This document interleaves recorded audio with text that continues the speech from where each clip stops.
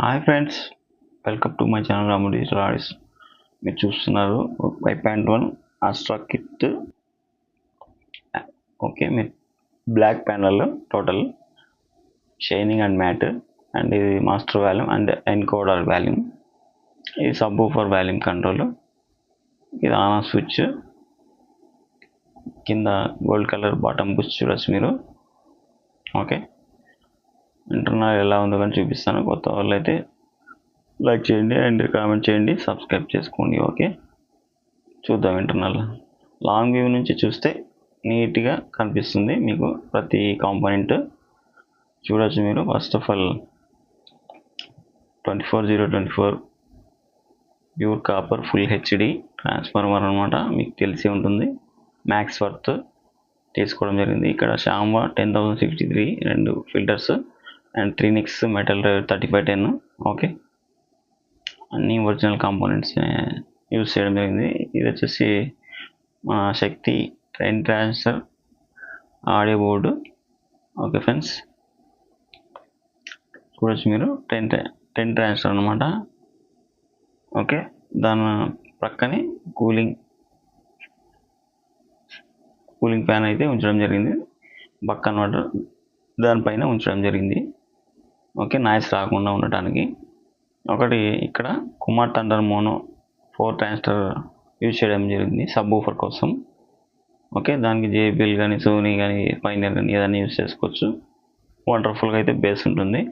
దాని పక్కనే cooling fan చూడొచ్చు మీరు. ఓకే, దానిపైన బక్ కన్వర్టర్ వచ్చేసి రిమోట్ కిట్ కోసం, మన ఆస్ట్రా రిమోట్ కిట్ కోసం.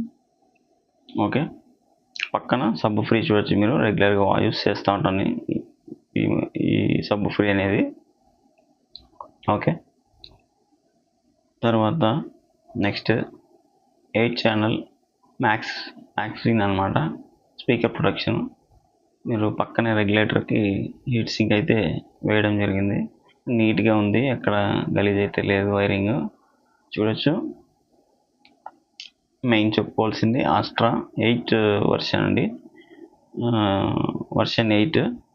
ఇది చాలా రోజులైంది రిమోట్ కిట్ తెప్పించి, నాకు టైం కుదరక చేయలేదు, ఇప్పుడు చేస్తున్నాను.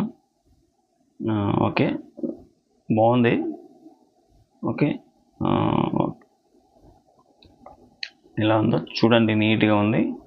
లాంగ్ వ్యూ నుంచి చూడండి, నీట్గా వైరింగ్ అయితే హమ్మింగ్ నాయిస్ ఎటువంటి ఏమీ లేదు.